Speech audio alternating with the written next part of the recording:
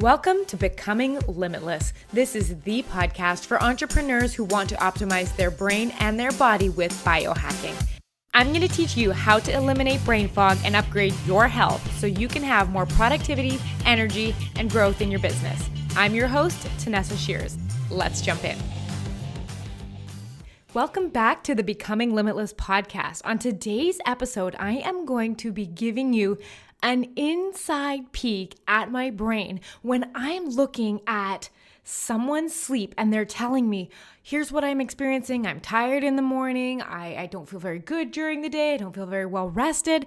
Well, there are actually 7 elements of your sleep that you have every night that contribute to how you feel the next day. So on this episode, I'm going to be going into all 7 of them. And not only am I going to tell you what they are, but I'm going to be telling you how you can fix them and what the usual causes of disruptions to those things are.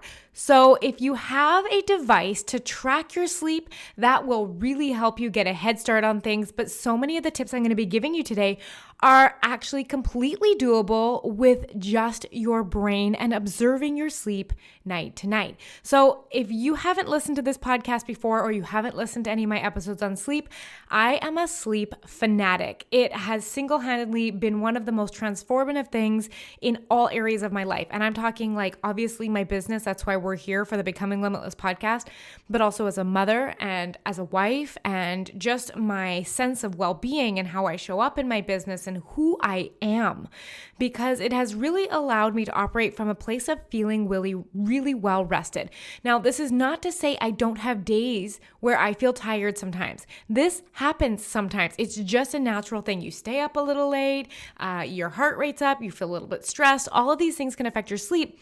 But the point is, if you know directly the 7 elements that can affect the quality of your sleep, you know exactly how to diagnose any sleep disruptions you might have and where to start fixing it. Now, as far as your business goes, I'm obsessed with sleep. I truly believe that it gives us the competitive edge. I always love to give this example that our brains are like supercomputers and we are only using them at 50% of their capacity. I give the example quite often of walking into the Apple store and pretend you were going in there, right? And you were going to look for the fastest computer. It has the best 4K display. It has a good graphic card, internal memory, processor, all of the things that go into making a very sharp, fast, high-performing computer, okay? So let's say you went and got that computer and brought it home, but then all you did was use it to surf the web. Like you're not using the true capacity of this computer's performance. And I really feel like that is what happens with our brains because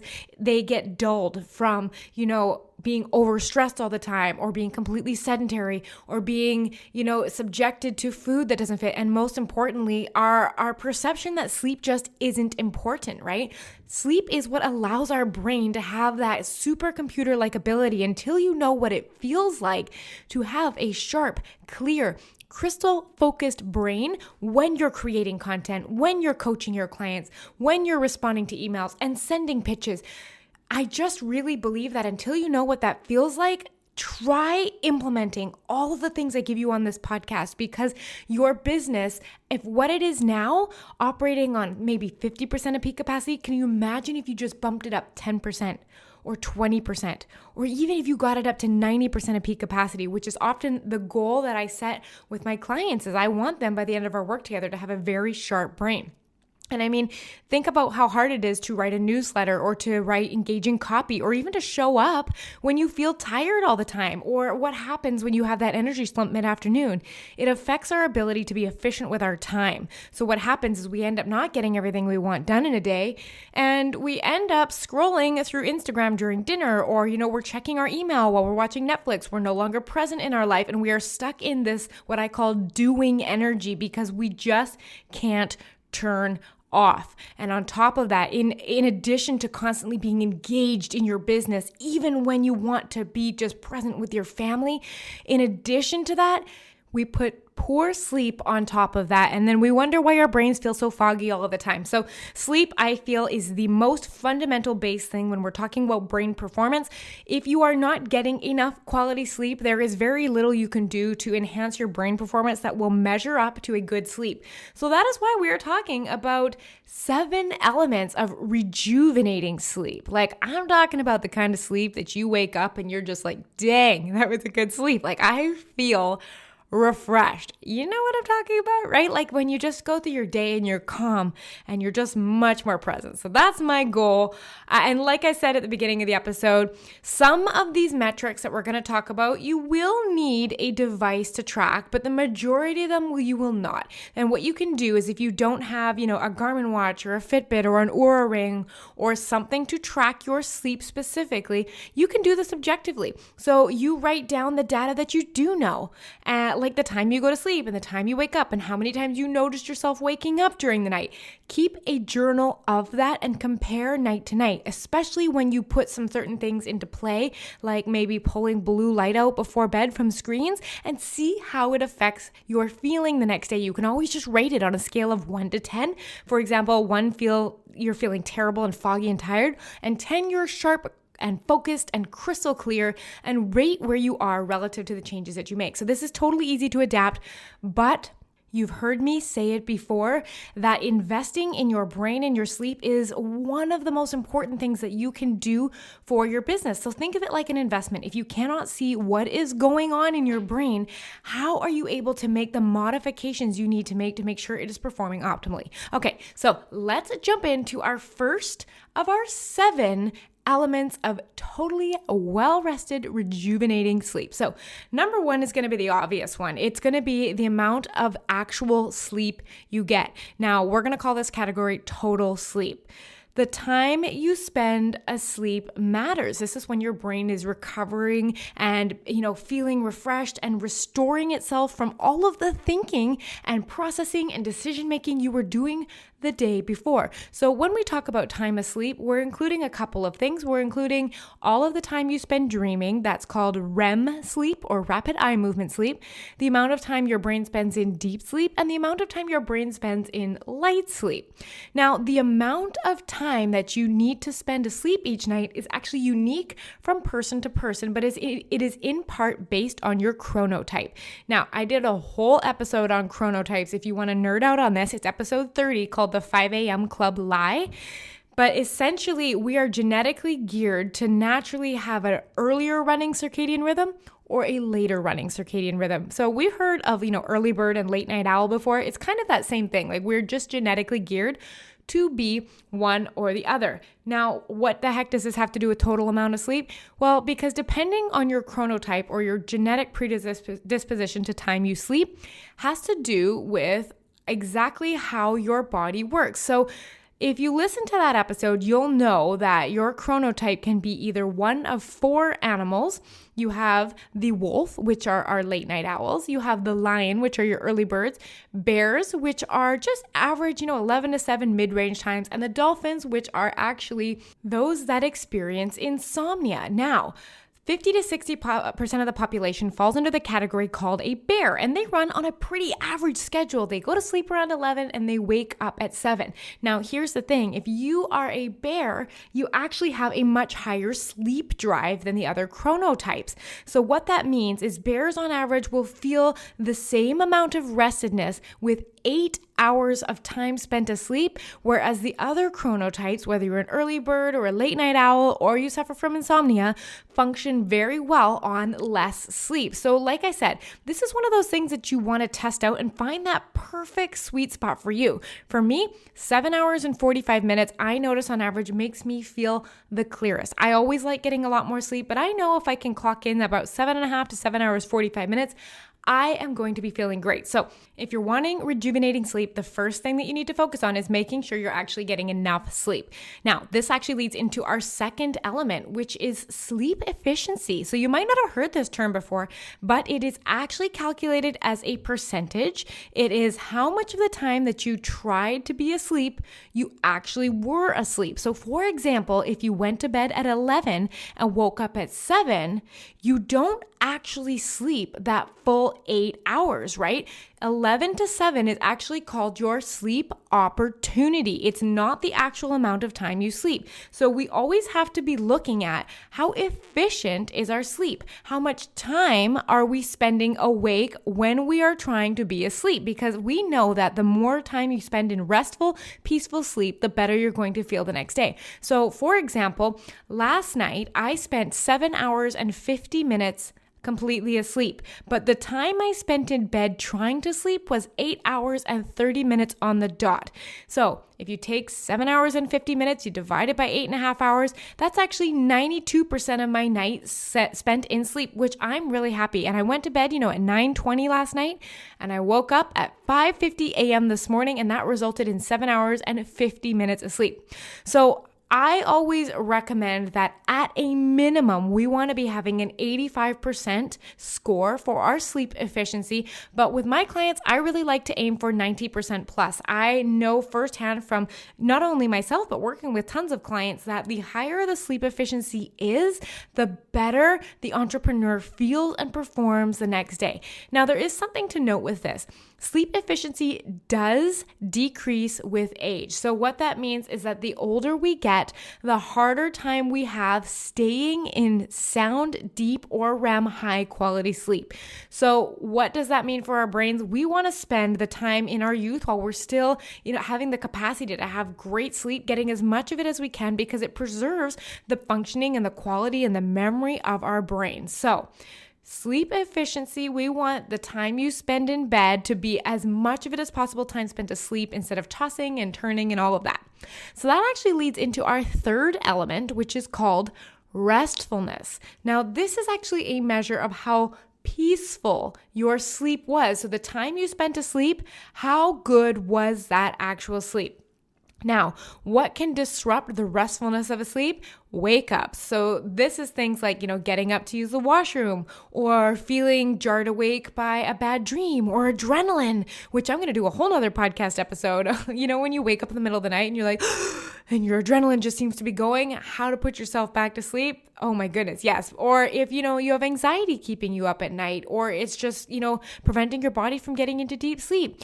Or if you're sleeping with a partner that snores, or you have a cat like I do that really likes to meow loudly in the middle of the night when her food bowl is empty because you forgot to fill it before you went to bed. All of these things disrupt restfulness, and including tossing and turning, right? We know those nights where we feel like we're surface sleeping and we don't really feel like we actually slept for the most of the night. That will definitely disrupt how you're going to feel the next day, because too much tossing and turning makes you feel groggy, right? It affects the time you spend in quality sleep. Now, I'm going to give you a couple fun tips for this. So my Oura Ring every morning actually gives me a movement graph that tells me how big the movements were. Now, if I just do a little movement, it doesn't usually register it. But if I'm tossing and turning, it'll actually tell me every time I flipped over during the night, and I can see how poor or how good my sleep was. So I've been doing a little bit of an experiment recently with magnesium biglycinate. Now, this is a supplement that you can get in the grocery store. Definitely talk to your doctor before adding any supplements like this. But my friend Erin, and you would have met her on episode 31, Biohacking Your Gut Health, she was on the podcast, but she did a really interesting post on her feed a while ago talking about the different types of magnesium, their efficacy, and their ability to enhance either sleep or calmness. So magnesium biglycinate specifically was one of the ones that was supposed to help with sleep. So about 2 months ago, I began experimenting with one capsule of magnesium biglycinate right before bed. And here is the fascinating thing. Before that point, I had never seen a single night on my Oura Ring that calculated no movement. Well, this actually happens now 4 to 5 times a week, meaning my sleep is so sound, I am spending very little time awake, very little time tossing and turning, and because of that, I find I'm waking up very refreshed. So this might be something to consider or talk to your doctor about if magnesium biglycinate specifically is a good fit for you, because it really helped me have a really restful sleep. right? And the other thing that really improved the restfulness as well was getting a new pillow. So if you listen to the episode I did on the podcast all about biohacking your pillow, one of the most noticeable things that changed was the awake time on my tracker showed that when I got a new pillow that was much more comfortable and, fits my body, and I also got that big body pillow, my awake time dropped on average to less than 30 minutes a night, where it was sitting a lot higher before. So this has also not only allowed me to spend less time in bed to get the same amount of sleep, but the time I am sleeping is so much better. So a new pillow might just be what you need if you're tossing and turning. The other thing, a new mattress. On average, we should be getting a new mattress every 7 to 10 years. They fill with mites and sweat and oil and all of the gross things, and they stop being as supportive. And when that happens, we can't get comfortable during our sleep, so we toss and turn. Now, this is super fresh in my mind as I just came back from vacation literally 5 days ago, and the bed at this Airbnb was awful. Like, I woke up, I think it was the first night or the first morning, with a super stiff neck and a sore back, and it pretty much stayed like that until I went home and had a couple nights back in my bed. So believe me when I say a horrible mattress can really affect the restfulness of your sleep. Now, beyond getting a pillow or trying some supplements, there are a couple other things that you can really do to help with the restfulness of your sleep, and having a proper wind down routine is essential for that. The whole point of this is you really want to downgrade the stimulation that you are giving your brain during the day. So, thinking of lowering lights, thinking of having quieter sounds, thinking of slowing down the activity of your brain, maybe reading a book, stretching, having a shower, instead of being glued in front of your computer or your TV where your adrenaline is pumping and your dopamine is going. Now, if you're constantly awake or tossing and turning during the night, I gotta say, it's gonna be one of the biggest contributors to you feeling tired during the day. So this is something that, if you're like, I'm so tired, your quality of restfulness of your sleep is going to make a huge difference. Now, if you know that you need help with your sleep because you are feeling so drained and so tired during the day, that is exactly what I do with my clients. And I would love to invite you to book in a complimentary and totally judgment-free consultation call. We basically sit down, you tell me what's going on with your sleep and your food and if you're experiencing any stress, and you give me the puzzle pieces, and I create the picture of exactly why you're experiencing what you're experiencing. And I do it in a really neat way. I actually look at the tracking numbers from the devices of my clients, and I do all of the data analysis so that I can give you the exact simple strategies to start implementing without any guesswork. And this is what makes my clients feel so well rested, and what makes my process so efficient is that you don't have to do any of the thinking, and I give you the exact right steps that work. So if you need help feeling much more rested, then I would invite you to book a consultation with me. It's at tanessashears.com/call, or you can just click the link in the description. Now let's jump into element number 4, and that is REM sleep, and that stands for rapid eye movement sleep. It's actually the phase of sleep which you spend dreaming. So the goal that I set for my clients is actually 20 to 25% of the time they spend asleep ideally should be set or spent in REM sleep. Now, on average, this is about an hour and a half per night. Now, this is one of those metrics that you will need some kind of tracker to measure, but an hour and a half is the average goal that you want to be spending in REM sleep. For me personally, this is the category that I struggle with the most. The other ones I've got pretty mastered, but on this one, I get about an hour 17, maybe an hour 10 most nights. Now, most of our REM sleep actually happens early in the morning. So think about this. If you normally wake up at 7, you're getting the majority of your dream sleep 3 a.m., 4 a.m., 5 a.m., 6 a.m., 7 a.m. That is totally normal, and it's always like that. We can definitely experience dream sleep earlier in the night, but the majority of it is later on. Now, this is actually the lightest phase of your sleep, and you are most easily able to be woken up during this time. So when we go back to talking about restfulness, this time is also when you're most likely to be woken up by a sound, or somebody shutting a door, or a light going on. Now, for me, I am a very light sleeper. I feel like everything wakes me up. So this is something I am constantly working on. And I know for a fact that because I'm such a light sleeper during this time, this is why my dream sleep is lower. So that's why I often use things like earplugs and sound machines to make sure I'm drowning out as much external noise as I can, and a sleep mask to make sure there is no light affecting me. And I'm always working on it. So what does dream sleep do? Well, I love to call this entrepreneurial gold because it really re-energizes your mind. There have been so many studies that have shown the effects of REM sleep on our ability to solve out-of-the-box problems and be super creative. And we know as entrepreneurs, like that is the center of what we do and how we impact and help other people is by solving problems. And the bigger problems we can solve and the better we can solve them, the more successful our business is going to be. So REM sleep is so important.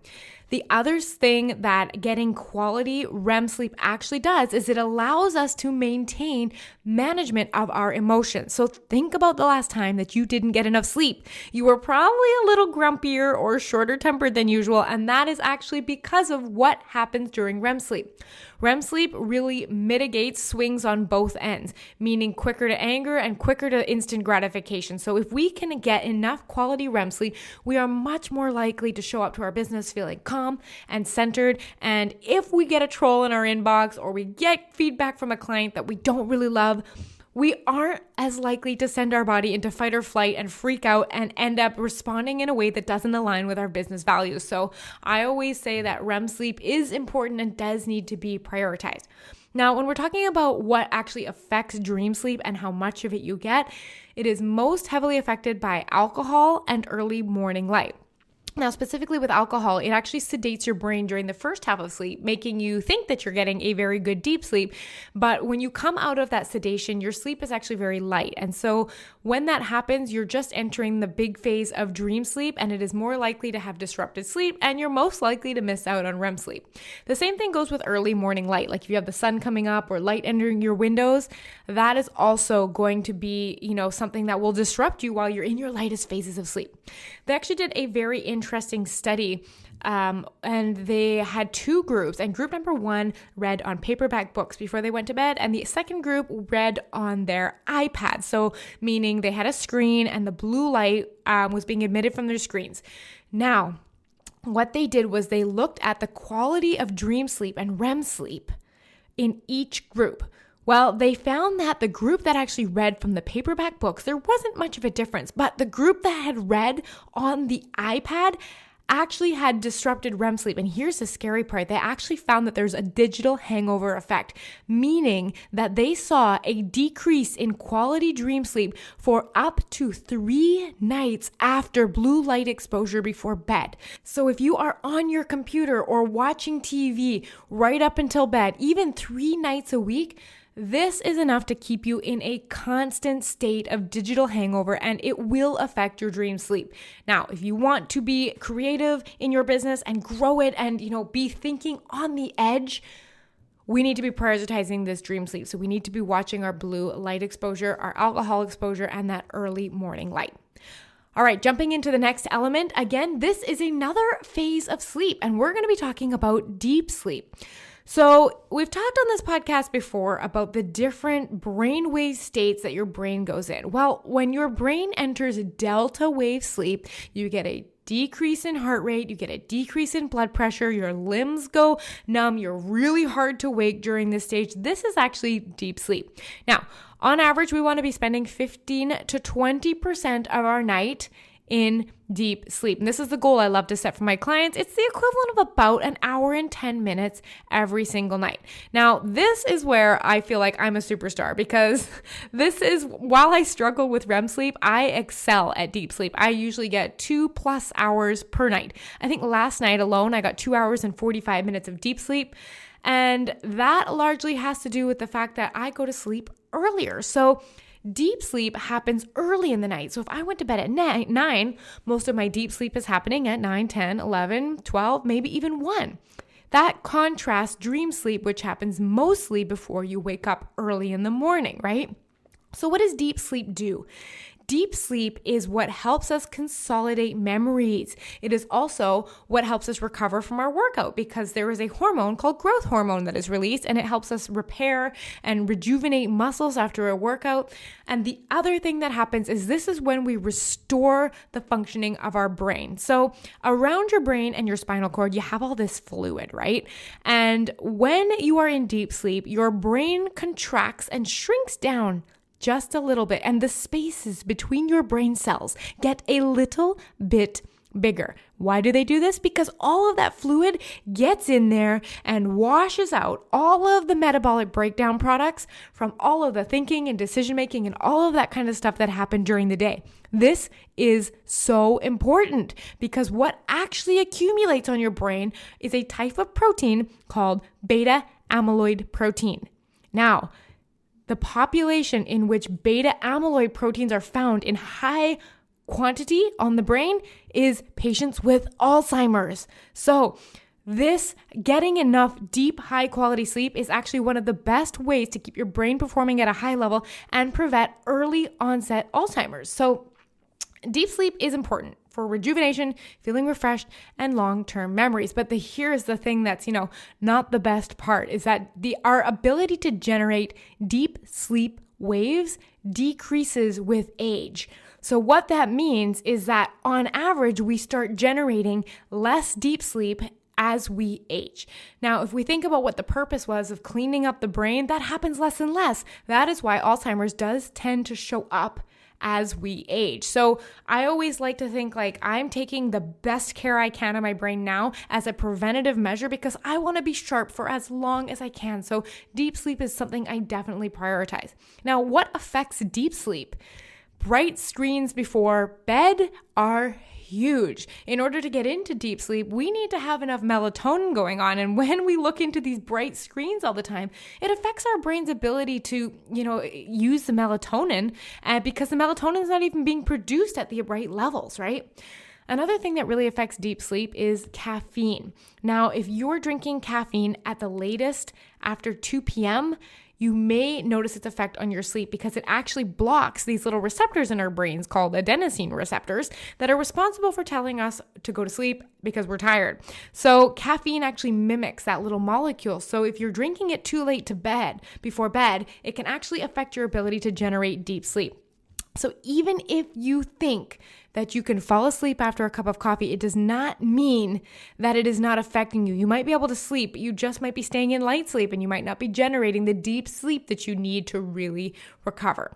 Other things that can affect deep sleep include, eating really big meals too close to bed, high levels of stress during the day or right before bed, exercising too close to bed, and napping too late in the day.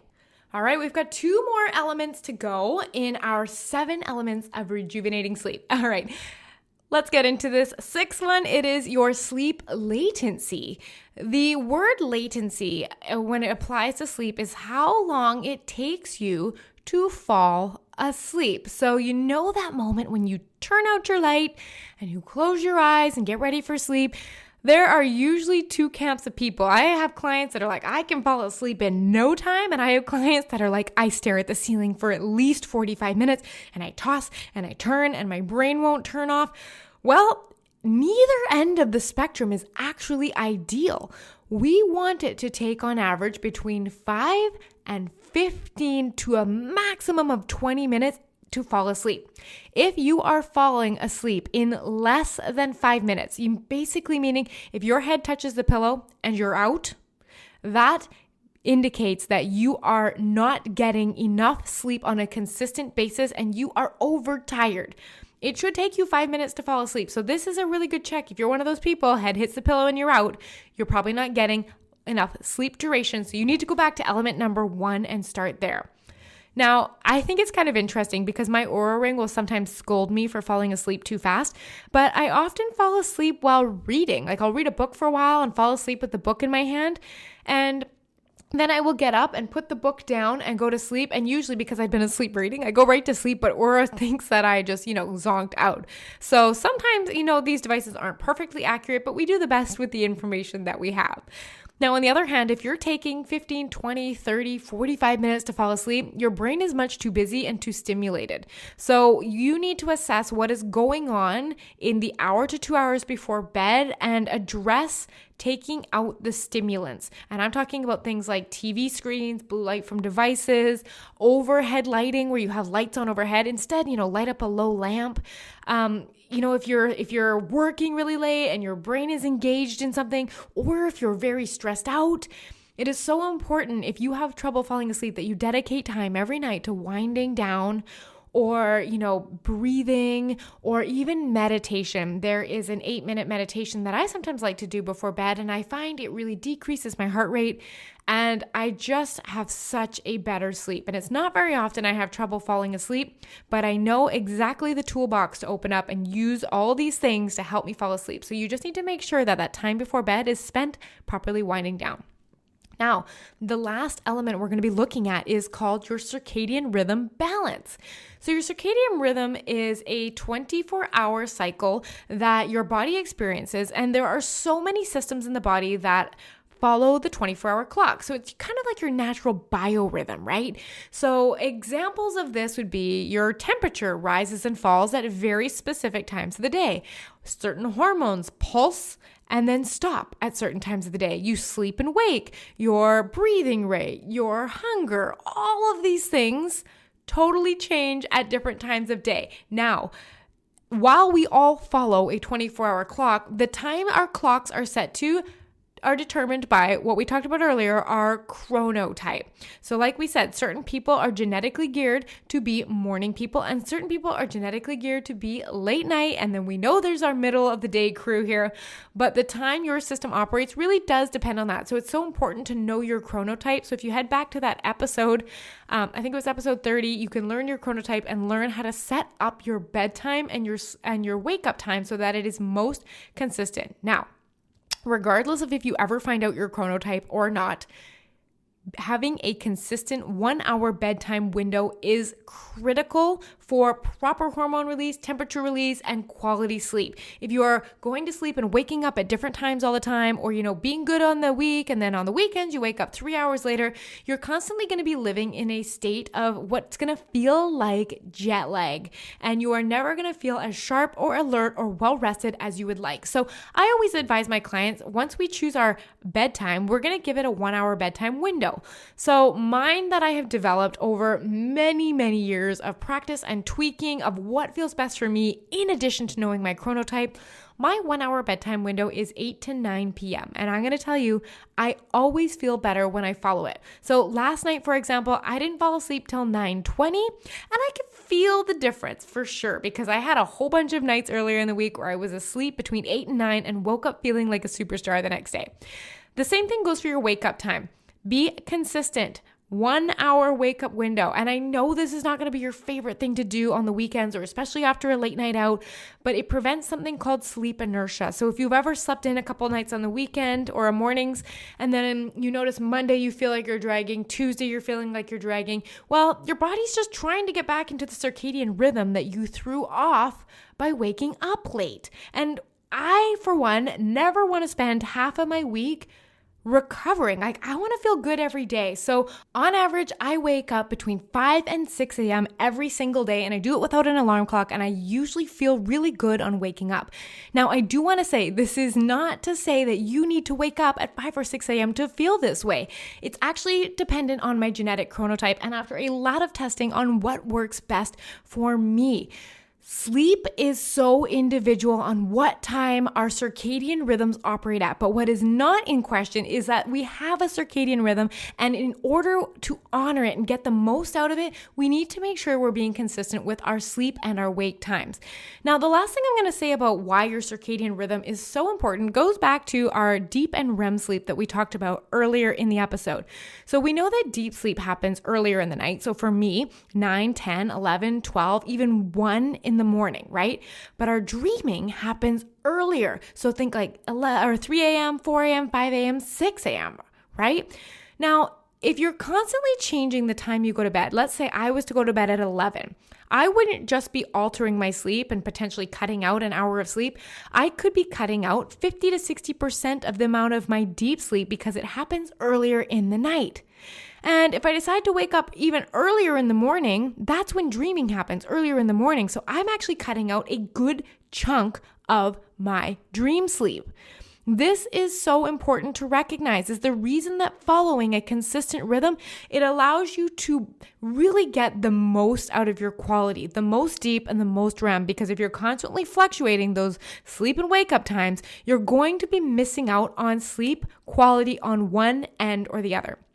So those are our 7 elements.